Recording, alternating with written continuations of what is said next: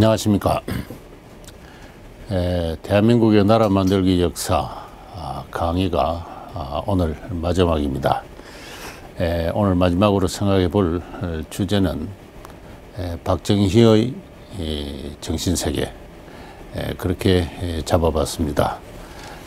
제 대한민국 역사라는 책에 389페이지에서 394페이지로는 곳에 박정희의 군과 혁명이라는 그 소절이 있습니다. 그 부분을 함께 참고해 주시면 감사하겠습니다. 박정희의 정신세계를 우리가 어떻게 평가할 것인가. 박정희 대통령을 둘러싸고서는 다 잘 아다시피 그에 대한 평가가 극과 극을 달리고 있습니다. 어쨌든 다양한 상반된 평가 속에서도 그가 무언가 그의 정신세계에서 대단히 강렬한 어떤 지향, 추구가 있었다. 그 점에 대해서는 누구나 다 인정하고 있을 겁니다. 박정희가 이룩한 고도 성장도 그의 정책의 훌륭해서라기보다도 그 기저에서는 박정희의 강렬한 정신세계가 뒷받침되었다라고 할 수가 있습니다. 그 정신세계를 어떻게 이해를 하고 어떻게 평가를 해야 될 것인가, 그 정신세계에 어떠한 역사적 좌표를 부여할 것인가, 바로 그런 문제가 되겠습니다. 이런 문제를 생각함에 있어서는 먼저 우리 한국의 정치사 또는 정치사상사, 정치 철학사, 이런 것이 잘 정리되어 있어야 합니다.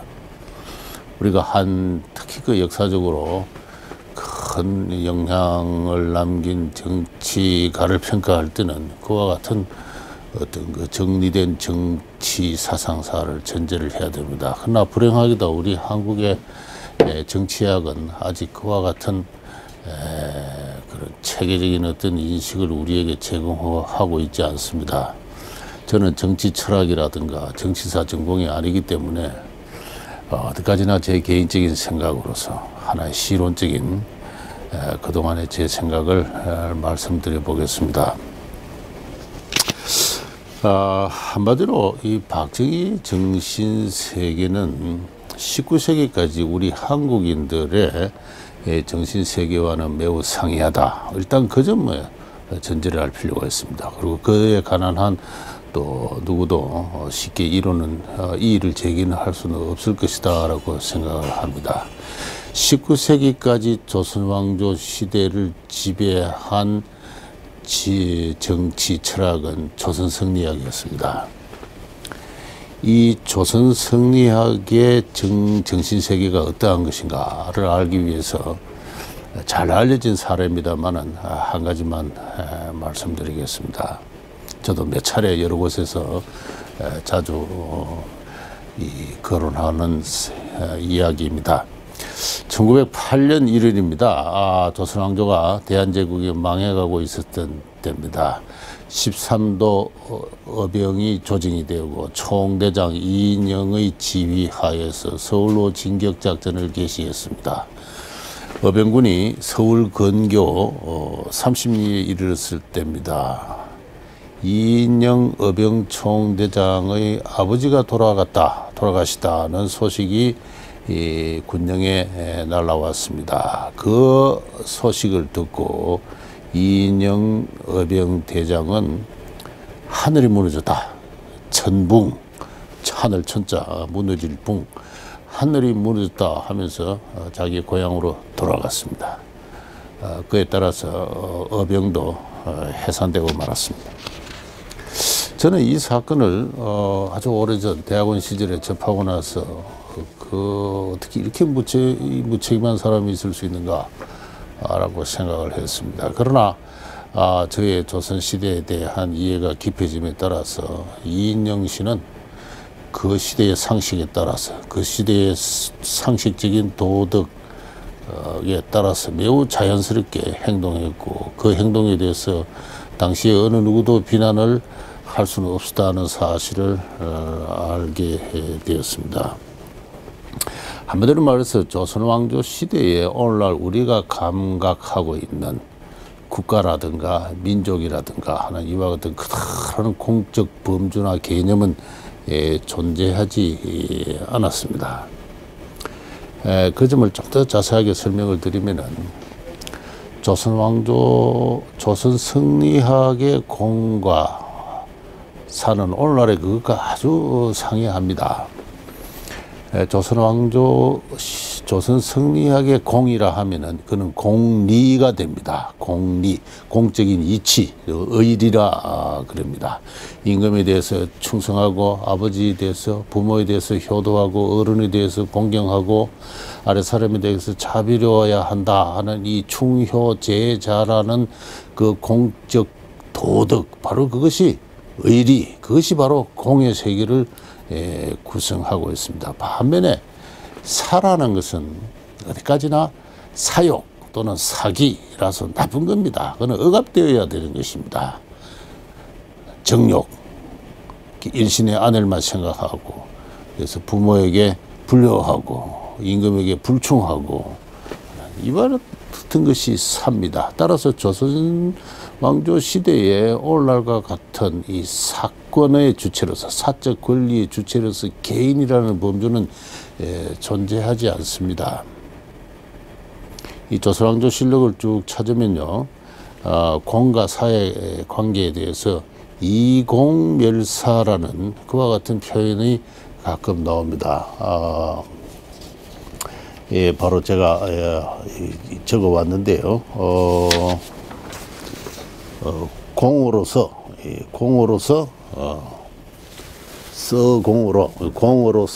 사를 멸한다 이렇게 되었습니다. 그래서 오늘날은 사회 자립을 사적 자치의 주체로서 개인이 전제가 되죠. 그 개인의 활동으로서, 그 개인의 경영으로서, 그 개인의 총합으로서 공이 생겨납니다. 그러나 그와 같은 관계는 조선시대에 존재하지 않고 공으로서 사를 멸한다. 떳떳한 인간 본성의 이치, 도덕을 실현해서 그 공적 도덕, 의리를 실현해서 사기, 사욕을 억제하고 없애야 된다 하는 그와 같은 관계였습니다. 따라서 조선 왕조의 공의 세계는 이와 같은 도덕의 세계이면서 하나의 위계를 갖는 세계입니다. 군신관계, 부자관계, 부부관계, 장류관계, 사제관계, 이 위계를 갖는 것이 이 공의 세계입니다. 그런데 이 조선 성리학의 이 정치 철학에서 대단히 중요한 특징은 중국에서도 중국과도 유별되는 중요한 특징이 하나는 이 효와 충이 충돌할 때, 아버지가 우선이냐 임금이 우선이냐 하는 어떤 갈등이 발생할 때 항상 부모, 아버지 또는 어머니가 임금에 앞선다 하는 것입니다. 효가 충보다도 앞서는 도덕적 가치로 존재하고 있습니다. 이거 17세기에 그와 같은 유명한 도덕 논쟁이 발생했는데요. 결국은 효가 충을 앞선다. 임금은 어머니를 신하로 삼을 수 없다. 좀 더 구체적으로 말씀드리면 그와 같은 결론이 나게 되는 겁니다. 따라서 아까 이인영 의병대장의 행동을 우리는 매우 자연스러운 행동으로 이해를 해줄 수 있는 것이 아버지가 돌아갔을 때 그것은 천붕, 하늘이 무너진 거예요. 임금은 저 아버지보다 멀리 있는 어디까지나 충이라는 하위 덕목의 대상일 뿐입니다. 바로 그러한 윤리 감각을 갖고 있는 그러한 도덕 질서 속에서 우리가 이인영의 행동을 자연스럽게 이해를 할 수가 있습니다. 조선 왕조가 망해갈 때 각지에서 의병이 일어났지만 의병에 참가한 그러한 가문이 있고 참가하지 않는 가문이 있습니다. 충청도의 송씨 가문이 의병을 일으켰습니다. 그러나 옆거울의 윤씨 가문은 그 송씨 가문과 원한 관계에 있기 때문에 참여하지 않았습니다. 이와 같이 그 공이 분산적이었다. 그래서 개별 가문 단위로 자기 조상을 중심해서 분산되어 있는 사회다. 이것이 조선 왕조 정치 철학의 구조입니다. 따라서 그러한 정치 철학의 구조를 갖는 나라이기 때문에 강한 어떤 외부로부터 쇼크가 주어질 때 그 왕조가 그렇게 덧없이 해체되고 말았던 것입니다. 그러나 박정희 대통령이 구사한 여러 가지 언설이라든가 그가 쓴 문장에서 나타나는 공가사는 그런 것이 아닙니다. 그것은 간단하게 이야기해서 멸사봉공, 사를 멸해서 공을 받는다 하는 것입니다. 사를 멸한다는 것은 사의 자립을 일단 전제를 한 것입니다. 개인의 자립, 주체의 성립을 먼저 개체로서 주체로서 개인의 성립을 전제한 위에 의지적인 어떤 헌신을 통해서 공에 봉사한다 하는 그와 같은 뜻입니다. 이 멸사봉공이란 말이 조선왕조 시대에 있는가? 요새는 조선왕조 실력이 데이터베이스화되어 있기 때문에 쉽게 검색 가능합니다. 멸사봉공 칩에서요. 그런 말이 나타나지 않습니다. 이건 우리 전통적인 조선시대 용어가 아닙니다. 이 1940년에 당시 나이 23세의 청년 박정희, 당시 문경소학교의 교사로 있던 청년 박정희는 나중에 그 자신의 표현에 의하면 긴 칼을 차고 싶어서 또는 위대한 군인이 되고 싶어서 만주군관학교에 지원을 합니다. 그러면서 진충보국, 충을 다하여 나라에 보답을 하고 멸사봉공, 사를 멸하여 공을 받는다 하는 그러한 혈서를 썼다고 그럽니다. 물론 그걸 둘러싸고는 뭐 사실이냐 아니냐 뭐 이렇게 논란이 좀 있습니다만은, 그러나 어쨌든 그는 멸사봉공이라는 그 용어를 썼습니다. 이 용어는 그가 숨기지 않고 그대로 이야기한다면은 바로 1917년 일제 치하에서 태어나서 일제 교육을 받은 소산으로 얻어진 정신세계입니다. 그게 바로 일본인들의 정신세계였습니다.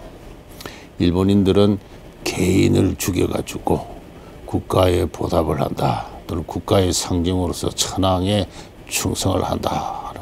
절대적 충성의 대상으로서 국가나 그 상징으로서 천황을 보유한 것이 바로 일본의 근대 정신세계의 구조였습니다. 그 근대 정신세계의 구조가 총독부 권력이 구축한 교육제도를 통해서 그 교육을 받는 한국인들의 정신으로 주입이 되었습니다. 바로 이 이공멸사에서, 이 도덕세계의 질서를 나타내는 이공멸사에서 강력한 어떤 국가주의를 특징으로 하는 멸사봉공으로의 이행, 이공멸사에서 멸사봉공으로의 이행, 저는 이것으로 20세기 전반 한국인들의 정신세계에 큰 변화를 집약해도 좋다, 저는 그렇게 생각을 하고 있습니다. 물론 소학교를 다니지 않고 농촌의 전통적인 촌락 질서와 친족 질서 속에 살았던 상당수의 한국인들에게는 해당되지 않는 이야기입니다.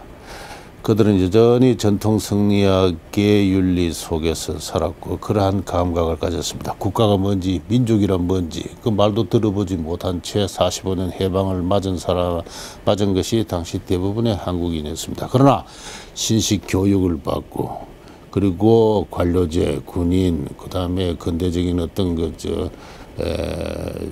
경제 부분에 진출한 한 10%의 한국인들은 일제의학과 차별을 맞으면서 또 그에 협력하면서 그에 저항하면서 또는 그에 종속되면서 이와 같은 정신구조의 큰 변화를 겪게 되는 것입니다. 해방 이후에 박정희가 쓴 여러 가지 글 속에도 바로 똑같은 정신구조가 나타납니다. 1952년에 그는 육군 참모총장 이종찬이 발표한 육군 장병의 고함이라는 글을 연설문을 그가 직접 초를 잡은 적이 있는데, 그때 군은 국가의 신성한 공기다 이렇게 이야기를 했습니다. 신성한 공기, 공적 기물이다. 그래서 우리 군은 멸사현신으로 멸사현신으로 국가에 충성한다. 그런 표현을 한 적이 있습니다. 바로 멸사봉공을 이야기합니다. 5.16 군사혁명을 일으킬 때 이야기입니다. 그의 남긴 글을 보면은 오직 개인을 떠나 공에 순하려는 구국의 신념으로 이런 말을 했습니다. 공에 순한다. 이 순이란 것은 순교를 한다는 뜻입니다. 그러니까 순공한다. 공을 위해서 한 목숨 버린다 하는 그런 뜻입니다. 이 강렬한 어떤 어떤 공으로의 그 무한한 헌신을 전제로 한 정신구조를 그대로 나타냅니다. 나라가 위기에 처했을 때 나라를 구한다는 민족적 사명감이라고도 표현을 했습니다. 바로 그러한 정신세계죠. 그런데 이 순공 또는 멸사봉공의 공의 대상은 이미 바뀌었습니다. 일제치하에서 그것은 일본국이었고 그 상징으로서 천황이었습니다만, 그러나 그 일제가 패망하고 물러간 뒤에 박정희가 충성할 멸사봉공할 새로운 공의 대상은 바로 민족이었습니다. 우리 한국 민족 또는 대한민국이었습니다. 무한한 충성의 대상으로서 그가 다시 확인한 민족의 현실, 그것은 박정희로 하여금 분노하게 만들었습니다. 박정희의 멸사봉공 또는 순공 정신의 기저에는 강렬한 어떤 그 분노가 사로잡혀 있다 하는 것을 그가 남긴 많은 글에서 확인할 수 있습니다. 그에 대해서 저는 저희 대한민국 역사 392쪽에서 다음과 같이 이야기를 했습니다. 일제 치하에서 태어나 군국주의 교육을 받고 중일 태평양 전쟁과 6.25 전쟁을 거치면서 군인으로 입신한 박정희의 정신세계는 역사와 현실에 대한 근본적인 불만에 기인하는 팽배한 긴장으로 가득 찼다 하는 것입니다. 그는 식민지로 전락한 한국 민족의 사대주의 병폐, 자주정신의 결여, 게으름과 명예심의 결여를 정오하였고 그 결과 빚어진 민중의 고난과 가난에 분노하였다 하는 것입니다. 이 1963년에 그는 국가와 혁명과 나라는 그 책을 자기 자서전 비슷한 것을 출판하는데 그 안에도 읽어보면은 바로 이 역사에 대한 분노가 가득 찼습니다. 우리 반만년의 역사는 한마디로 말해서 태영과 조잡과 침체의 연속적인 역사였다라고 이야기를 합니다. 그래서 이 고식, 나태, 안일, 무사주의, 사대주의 이러한 악유산을 발본적으로 개혁해야 된다. 역사를 전체적으로 개신하지 않으면 안 된다 하는 강렬한 어떤 그 역사에 대한 소명의식, 그 기조에는 역사에 대한 분노가 자리 잡고 있습니다. 박정희의 멸사봉공의 기초는 바로 우리 민족의 역사에 대한 분노, 그리고 역사에 대한 근본적인 개신의 사명감으로 가득 차 있었다, 이렇게 이야기를 할 수 있습니다. 그는 그의 분노는 경우에 따라서 기득권층으로 향해 있었습니다. 열차를 타고 가다가 앞에 앉은 어느 소녀의 그 아름다운 손을 보고 쓴 시가 있습니다. 그래서 2등 객차에서 불란서 시집을 잃는 소녀야, 나는 너의 고운 손이 밉더라, 이렇게 너의 고운 손으로 말미암아 우리는 못 살게 되었고 빼앗기고 살았다. 소녀의 손이 어찌 미울 리야 있겠나마는 전체 국민의 1% 내외 특권 지배층의 손을 보았는가. 우리는 일을 해야 한다. 고운 손으로 살아갈 수는 없다. 그렇게 그의 국가와 혁명가 나에서 이야기를 하고 있습니다. 그래서 이 기득권층, 조선의 양반층, 그리고 대한민국 건국 이후의 기득권층에 대한 그의 강렬한 분노, 그의 역사에 대한 분노는 경우에 따라서 기득권층에 대한 분노로 나타났습니다.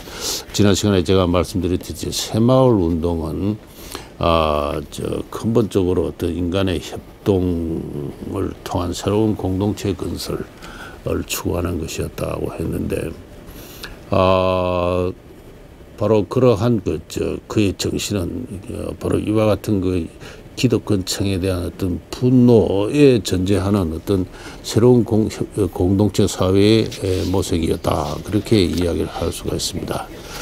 바로 이와 같은 그 박정희의 정신 세계가 그의 정치를 권위주의 정치로 만드는 중대한 계기를 맞이하게 된 것이 1965년이라고 생각합니다. 1965년이 이 박정희 시대에서 가장 박정희로서는 견디기 힘들었다. 나중에 그의 회고에 의하면은 그야말로 정치를 그만두고 싶을 정도로 힘들었던 그런 시대입니다. 그 시기였는데요. 바로 이 한일 국교 정상화를 둘러싼 어떤 격렬한 어떤 국론의 분열과 야당과 대학가의 저항이 바로 그것이었습니다. 그에 대해서는 제가 이 자리에서 이야기를 할 시간은 없고 저의 책을 참고해 주시기 바랍니다. 제가 오늘 말씀드리고 싶은 것은 바로 그런 그 한일 국교 정상화에 저음해서 지난 언젠가 말씀드렸듯이 박정희의 소위 수출 주도형 개발 전략, 그것의 계획 실행 조정의 체계로서 발전 국가 체제가 작동하기 시작했다고 했는데, 바로 그때의 그 이야기를 좀 하겠습니다.